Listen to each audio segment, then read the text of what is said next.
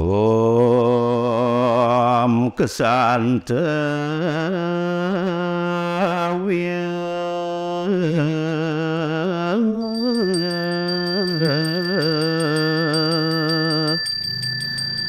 Dasangguna.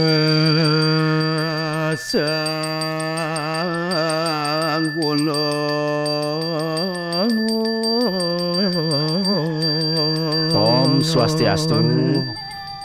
Perkenalkan, nama saya Ceru Mangku I Ketut Pirdika, atau yang lebih dikenal dengan Mangku Alit Pemutaran.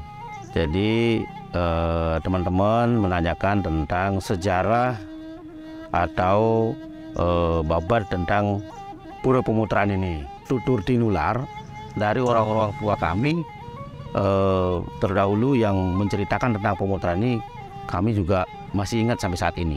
Maka dari itu saya sampaikan di sini pada umat sedharma yang mungkin menonton atau mendengar tentang sejarah pemutaran. Jadi saya tidak berbicara tentang sejarah, cuman saya akan berbicara tentang tutur tinular yang diceritakan oleh orang tua kami. Pura Pemutaran ini dulu sebelum dijadikan satu emponai menjadi satu emponan dengan pesanakan Pura Agung Pulaki, pura ini dikenal dengan sebutan Pura Yeh Panes. Jadi masyarakat Pemutaran lebih kenal dengan pura ini namanya Pura Yeh Panes. Pura yang sebenarnya di sini adalah Pura Taman Mutering Jagat. Jadi Pura Taman Mutering Jagat. Nah, Pura Taman Mutering Jagat ini lebih dikenal oleh orang-orang luar Pemutaran atau daerah Pulau Bali ini sering disebut dengan Pura Pemutaran Jagat. Sampai saat ini pura ini disebut oleh orang umum adalah Pura Pemutaran Jagat. Tabek Pegulun sebelum Ide Betara Dangyang Nirarta atau Ide Betara Dwi Jendra masa lalu sempat datang ke sini. Konon kabarnya pura ini sudah ada, cuman tersembunyilah begitu. Nah, terus oleh beliau Ide Betara Lingsir Dangyang Nirarta, sebelum beliau napak tilasnya di Pulaki, terlebih dahulu beliau datang ke sini oleh anaknya yang keenam. Katanya oleh Nak Lingsir dulu sempat kehausan. Nah, beliau dari katakanlah dari laut Pemutaran ini, dari pura ini ke laut kurang lebih 500 meter. Karena haus, putranya yang keenam ini sempat disuruh oleh beliau, ajiknya beliau Dangyang Nirarta sendiri untuk ke wilayah ini karena di tempat ini ada pohon besar, logikanya ada air. Nah, ternyata air itu tidak ada, tertimbun. Nah, terus pada saat itu karena lama tidak datang beliaunya, putranya ini akhirnya beliau Ide Betara Lingsir, Ide Betara Dangyang Nirarta rauh ke tempat ini. Nah, karena ditemukan anaknya sudah pingsan, akhirnya beliau ngerestiti atau melakukan puja setahunnya di tempat ini, memohon kepada Betari atau Dewa Yumanik Taman Mutering Jagat yang bersana di sini. Akhirnya muncullah 4 sumber mata air.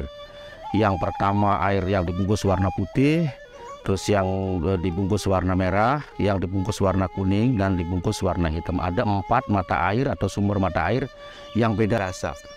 Jadi yang putih ini airnya tidak mengandung belerang ataupun tidak berbau belerang, dan juga tidak terlalu panas. Terus yang merah ini airnya cukup panas dan bau belerang. Terus yang kuning juga sama, panas ada belerang. Terus yang dibungkus hitam itu bau belerangnya sedikit dan agak sedikit tidak panas. Jadi ketika ketiga ini yang merah, kuning sama yang hitam tercampur ke putih, maka netral dia bau belerangnya. Nah, terus oleh peneliti sempat diteliti ini tidak ada kandungan belerang, yang ada hanya kandungan kadar asam.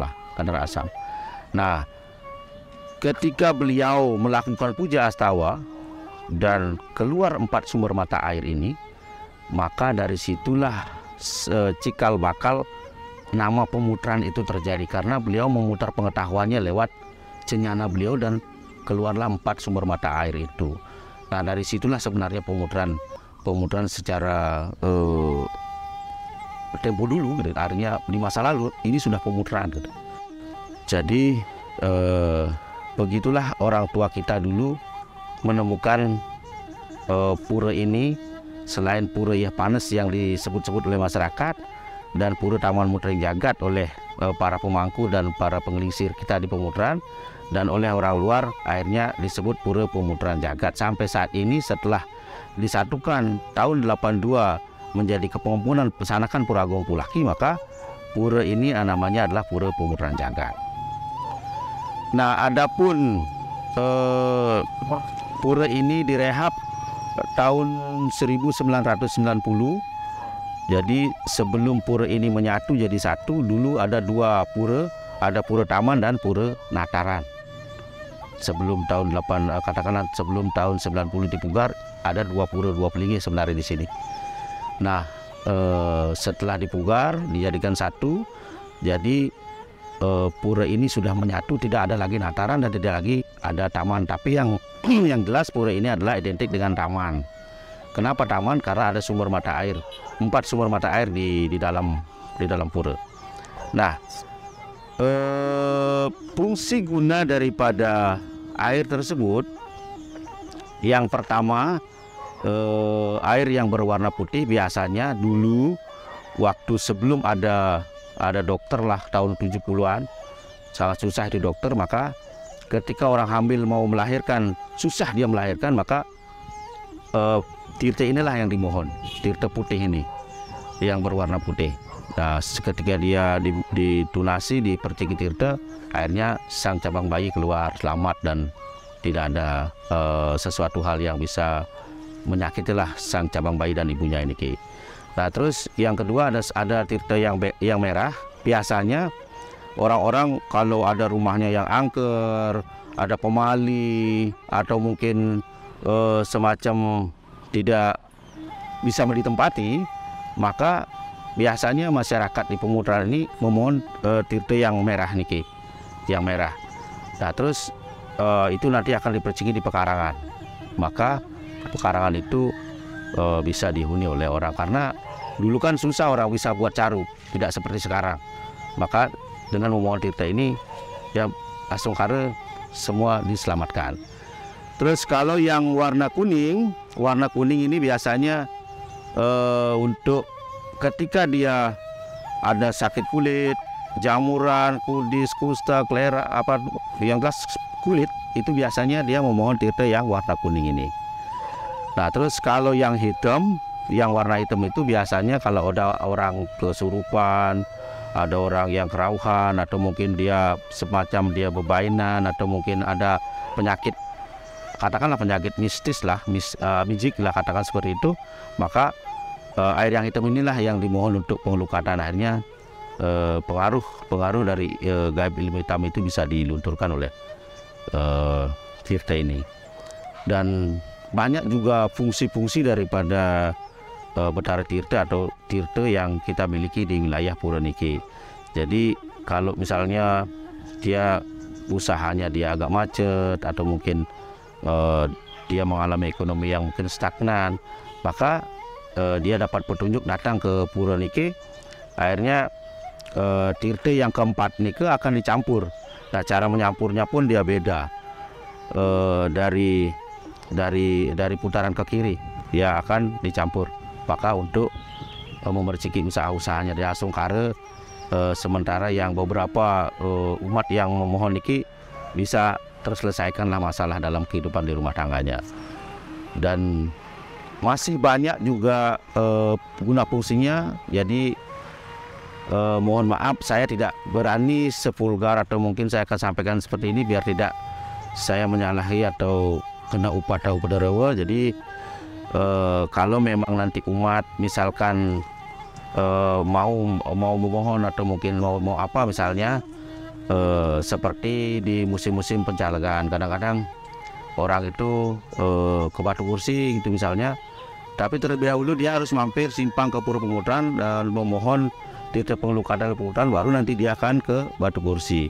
Jadi ada tirta yang khusus nanti dimohonkan untuk para katakanlah para caleg ini. Itu pun kalau dia semacam Pak Jero, nanti saya mau ini, saya mohon ini, baru saya nanti akan dari petugas pemangku kita akan mencampur tirte yang keempat ini. Ada salah satu misalkan yang putih dengan yang hitam, kadang-kadang yang putih dengan yang merah, fungsinya apa, terus yang kuning dengan yang katakan yang merah dicampur, atau yang kuning dengan yang hitam untuk apa. Nah, nikel semua ada fungsi-fungsi gunanya, beda-beda lah fungsi gunanya. Itu sebenarnya fungsi-fungsi daripada tirte itu. Nah, cuman saya sampaikan seperti di depan tadi saya sampaikan, cuman itu yang saya berani saya sampaikan di sini. Ada hal-hal yang tidak berani juga saya sampaikan sepulgar di media. Nah, itu tentang betara tirte yang ada di dalam. Dan adapun tirte lagi, muncul lagi tirte kurang lebih 5 tahun yang lalu. Pertama dia panas, setelah kita upacarai ternyata tirte itu dingin, tis. Dan sampai saat ini Tabik Pukulun kita percaya bahwa tirte itulah tirte Riwayu Manik Mas Mengening. Apa fungsi beliaunya di situ? Jadi kalau misalnya ada orang yang punya hajatan, punya upacara, misalnya dia ada nikahan atau mungkin semacam dia punya hajatan khusus, dia besar di rumah tangganya, untuk dia membuat penginih ini atau biar dia irit gitu, maka umat atau masyarakat yang mempercayai tirte tersebut untuk memohon kepada Riwayu Manik Mas Mengening agar diberikan penginih ini, pengirit ya, biar irit lah gitu. Penginih ini artinya biar irit, biar selamat di dalam upacaranya itu tidak ribut, tidak katakanlah damai lah di wilayah tempat yang punya upacara itu. Nah, itu biasanya orang-orang datang di sini. Nah, ini munculnya baru 5 tahun yang lalu. Kita juga sangat keheranan, dulu itu panas, ternyata sekarang dingin airnya. Entah kok bisa dingin, sedangkan di sini panas. Kalau di luar ini kita gali itu jauh, nanti sekitar 40 meter ke bawah baru kita dapat air. Tetapi kalau di daerah ini, di daerah pura ini cuman hanya katakanlah, ini kan sudah diuruk lagi. Dulu waktu saya masih kecil, dengan setangan saya dapatkan tirte air itu, air yang tidak di dalam tanah ini itu. Nah, itu sekilas cerita tentang tirte yang ada di pura atau di dalam pura ini. Yang lainnya biasanya orang-orang datang ke pura Pemutaran ini adalah lunas pengelukatan. Kalau tata cara pengelukatan kita di pura Pemutaran ini tidak seperti yang lazim katakanlah yang dilakukan oleh para penekun, katakanlah para spiritual. Biasanya kan melukat dulu baru sembahyang. Kalau di sini karena kita juga punya taman beji, ada pancuran di sana, di situ tempat meraup mau bersih. Nanti setelah meraup mau bersih, dia akan ke Jerawan dan bantennya akan direseki. Terus umat juga diresiki, nanti musbah sembahyang. Ketika dia nanti mohon kepada pemangkunya, misalnya Pak Mangku saya mau melukat, nanti pelukatan itu setelah dia habis sembahyang musbah selesai, barulah dia akan digiring, diajak ke tempat pengelukatan. Nah, setelah dia melukat di sana, nanti dia akan ke Jerawan lagi, nanti di situ nanti setelah dia melukat, dia akan lunas tirta muka atau kelapa ya, tirta pakai kelapa, terus nanti dia lunas wasupada. Setelah itu ada peras penyenang diketatap, selesai dia pramasanti. Jadi apa sarana untuk memohon tirta ini, baik dia untuk pengusaha, untuk apa, misalnya dia sakit kulit, apa perkaranya, nah, itu cukup hanya pejati saja. Jadi cukup hanya pejati dengan segehan atau mungkin luaran, itu sudah cukup untuk memohon. Nanti kalau misalnya khusus, misalkan dia saya tidak punya keturunan, saya dapat petunjuk kadang-kadang seperti itu. Nanti tirte yang merah sama yang putih akan dicampur. Nah, itu beda itu gininya, sarana untuk memohon. Jadi ada pejati, yang perasnya itu adalah pengadang pati yang tumpeng merah dengan tumpeng putih, terus tidak pakai ayam, hanya pakai telur bebek. Dan itu pun nanti telur bebek ini akan dipotong jadi dua, akan si si laki perempuan ini akan disilang begini dia makannya. Jadi dia makan itu. Ada tunjung merah, tunjung bang juga untuk sarananya.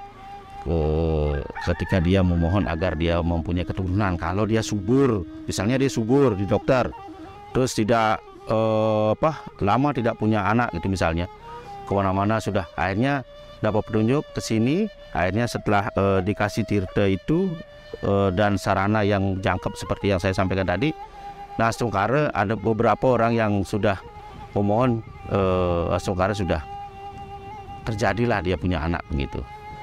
Nah mungkin itu dulu yang saya sampaikan di sini tentang Pura Pemutaran. Mohon maaf kalau sejarahnya kami juga sampai saat ini belum tahu tentang sejarah yang pasti. Cuman kalau tutur tinular dari orang-orang tua kami masih sampai saat ini kami ingat, dan apa-apa yang saya sampaikan tadi itu pun adalah tutur tinular yang diberikan oleh orang tua kami yang sudah mendahului kami, sehingga kami masih tetap dalam ingatan kami.